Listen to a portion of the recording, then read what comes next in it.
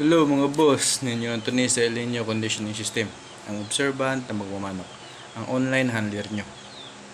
Shout out sa lahat ng El Nino Conditioning System members. Keep on winning, keep on championing, and don't forget to keep on balatuing para tuloy-tuloy ang swerte. Ganun lang po yun. What you give is what you take. Kung mamigay ka ng balato, bibigyan ka rin ng swerte. Kung mabigay ka ng pera, babalik din sa iyo pera. Ganun po yun. Ah, Ganyan po ang takbo ng buhay. Kung anong bigay mo, tatanggap ka rin. Ganun po, lahat po nakacycle. Ang panahon natin nakacycle, ang araw nakacycle, ang buwan nakacycle, ang oras, ang minuto, ang segundo. Lahat po ng bagay sa mundo nakacycle. Bakit hindi natin isa-cycle ang manok? Nakacycle ang lahat, pero ang manok hindi natin i-cycle. Yun ang pagkakamali ng iba. Hindi sila sumusunod sa cycle ng manok. Nakacycle lahat. Nakacycle lahat ng mga ginagawa ng mga hayop. O ba't ang manok din nyo i-cycle ang pagkukondisyon para walang mabago sa kanya? Pagaling pa siya ng pagaling. Ganun po yun. Ganun po ang advantage pag nakacycle ang ginagawa mo sa manok at naka-schedule. Kasi may scheduling ang manok sa katawan nila. Kung anong ibibigay mong vitamins, dapat i-schedule mo yan para alam ng manok kung paano siya mag-response sa bawat vitamins, paano ang gagawin niya sa katawan niya pag may pumapasok na vitamins. Ang vitamins ay foreign objects. So, lahat ng vitamins, kung ano man pagkain, stimulus, mga foreign yan, wala yan sa manok. Tayo nag-introduce sa kanya, kaya ang manok niya, ang katawan ng manok nag-a-adjust. Para ang pag-adjust ng manok nasa cycle, i-schedule nyo pagbigay ng vitamins, i-schedule nyo pagbigay ng sparring, i-schedule nyo pagbigay ng stimulus. Kaya, yun po ang advantage ng naka-El Nino conditioning system, lahat naka-schedule. Kung gusto nyo ng magpapanalo, mataas ang winning percentage, yung mga member ko, ang taas ng winning streak, may 16 winning streak, 12 winning streak, 14 winning streak, 7 winning streak, 9. Nung hindi pa ako nagbabayad, ay tataas ng winning streak nila. Nung mga nag-update sa akin na nakalibre sa mga ano ko, mga vlog ko, ang taas ng winning streak, 6, may champion agad. Hindi pa ako nagbabayad noon. Kaso lang, pinapasalamatan ako. Walang namalato, kaya nagbabayad na ako. Ngayon, 300 na sila mahigit at lahat masaya. Lahat. So, nananawagan pala ako sa naka-El Nino conditioning system. Kung nag-struggle kayo, i-update nyo ako sa last paring ng manok nyo or sa galaw ng manok nyo para hanapan natin ng troubleshooting.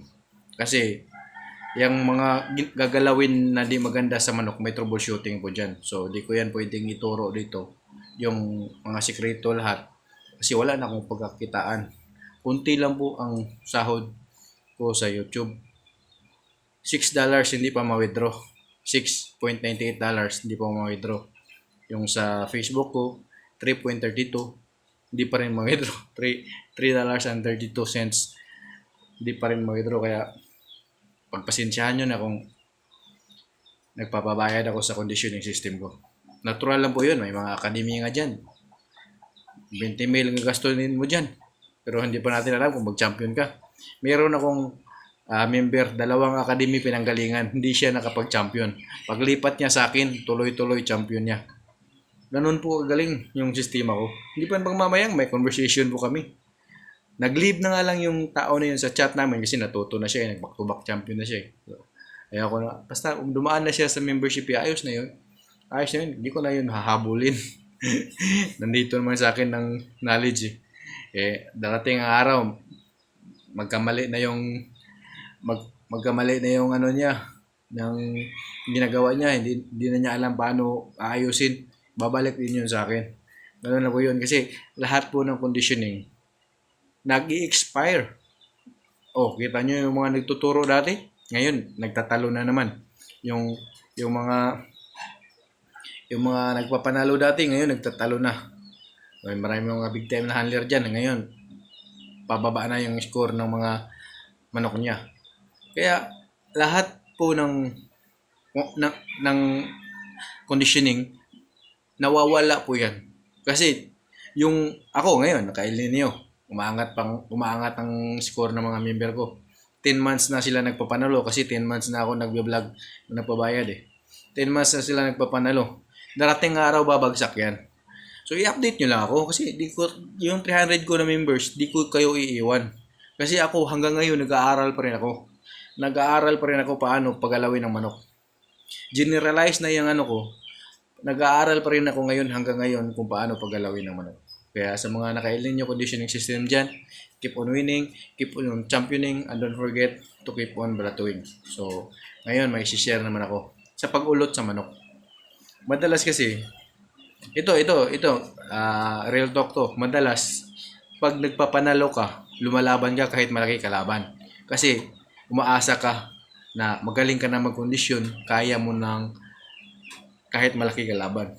Hindi po ganun ang mindset. Ako, naranasan ko na yun. Kasi, magaling talaga ako mag-kondisyon. Lumalaban ako sa malalaki. Kaya, natatalo ako. Magugulang, natatalo ako. Kaya, baguhin mo yun kasi kaya nga ulutan eh, pagpaparis yan eh. Iparis mo sa paris talaga. Yung isa't isa ang laki. Hindi yung lamang masyado ang kalaban. Dapat parehasan talaga. Ganun po yun. Ang pag-uulot. Patayuin nyo.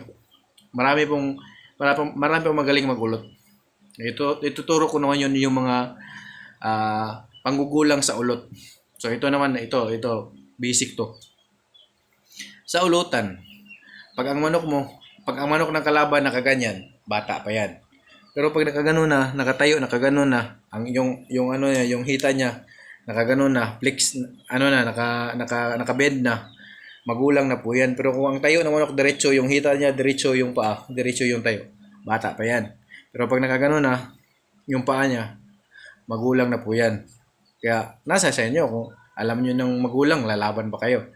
Dapat, kung yung kaparehas lang ng tayo ng manok mo, yung lalabanan mo.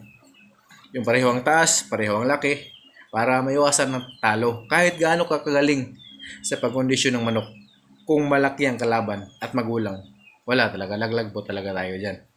Maraming beses ko na yan naranasan kasi di na ako lalabanan dito ng parehasan ng manok. Laging magugulang ang kalaban. Kaya, minsan manalo, minsan matalo. Pero kung gusto mo madalas ka panalo, maging mauta ka sa pagpares. Mas maganda, parehas lang. Kasi may karma din yun. May kilala akong vlogger. Masyado mag-ulot. Kayon, tuloy-tuloy ang zero. Baser ko yun. Yung vlogger na yun, binabasa ko, binlock niya ako eh. Pero ayos lang yun, ayaw ko nang banggitin dito. Yung madalas talo ngayon. Kasi magulang masyado mag-ulot eh. Magaling daw siya. Magaling mo. Di mo kaya mag back to back. Ako, mga tinuturuan ko, back to back, lalo na ako. January, February, March, April. Yung 4 na buwan. Champion, insurance, champion. Ganun po ako mag-kondisyon ng manok, tuloy-tuloy. Kaya sa mga nakakilala sa akin, dito sa lugar namin at sa Bulacan, alam nila kung gaano ko galing mag-kondisyon ng manok. Kaya lahat ng mga members ko, magbasa kayo ng dyan. Dito sila sa YouTube nakapanood ng video ko. Lahat sila nagpapasalamat at lahat nagme-message sa Messenger. Pero tingnan nyo, may nang bash ba? Yung mga nang bash dati, yung nagsabi sa akin, marami pa akong kakaining bigas. Hindi na nag-vlog ngayon, wala na nanood sa kanya.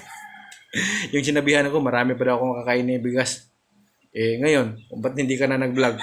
Talo ka ba sa sistema ko? Magaling po ang sistema ko. At dinidevelop ko po yun. Dinidevelop, hindi ako nag-stagnant sa isang ilinyo conditioning system. Dinidevelop ko po yun. Kasi darating ang araw, babagsak ang scoring ng ilinyo. Kasi kung lahat naka-ilinyo na, pagalingan na naman ng manok. Ako ngayon, wala akong magaling ng manok, pero magaling ako mag-kondisyon. Yung mga tinuturuan ko, magagaling ang manok, magaling na sila mag-kondisyon ng ilinyo. Tatalunin ako. Kaya ako nag-develop pa rin ako ngayon. Nag-research pa rin ako paano ako mapagaling ang manok. Kahit ang mga manok kong stock ay mistisuhin lang. Ganun po dapat ang mindset nyo. Huwag kayong kabahan. Huwag kayong mandaya. Huwag kayong manglamang. Kahit sugal to, huwag kayong manglamang. May karma po talaga. May karma. Kaya huwag nyo nang subukang maranasan muna ang karma bago kayo titigil sa mga ginagawa mo. Dapat maging patas lang kayo. Magpamember kayo sa mga magagandang asosasyon, WPC, Digmaan, Bakbakan, yung magagandang asosasyon. Tsaka nanawagan din na po ako na sana wala nang patmali, wala nang minimum bid, online na lahat para kaming mga backyard makakalaban na kami sa gitna. Bakit yung mga big time hindi lumalaban sa mga local na backyard? Kasi natatakot sila sa backyard. Magagaling po talaga ang backyard. Totoo po yung sinabi ng ibang mga breeder na magagaling ang backyard. Hindi lang po yan pinipuri ang mga backyard para lalaban sa big time. Magagaling po ang mga backyard. Wala kayong nakitang big time na sikat sa pastis skill. Di ba? Ang pastis skill ay laban ng mga backyard madalasan. Kadalasan yung pastis skill laban ng mga backyard lang. Pero walang nag-dominate na big time, di ba? Kasi ayaw nilang lumaban sa mga small time na sabungan. Kasi takot silang mapahiya. Kakasa naman yan ng pera nila. Kahit gano'n pa yung kalaki ng pera nila, ayaw lang nilang mapahiya. Ganun po yun. Pero tayo, kung may chance lang tayong mga backyard makalaban sa gitna, lalo na pag wala nang minimum bid, wala nang patmani, tatalo tayo ng mga big time. Kita nyo ba mga scoring ngayon sa mga lumalaban sa gitna? Iba dyan, member ko. Ganun po kagaling yung mga member ko. Kaya sana patas na wala nang patmani, wala nang minimum bid para maglaban-laban na small time at big time. Pagalingan na lang conditioning. Salamat po.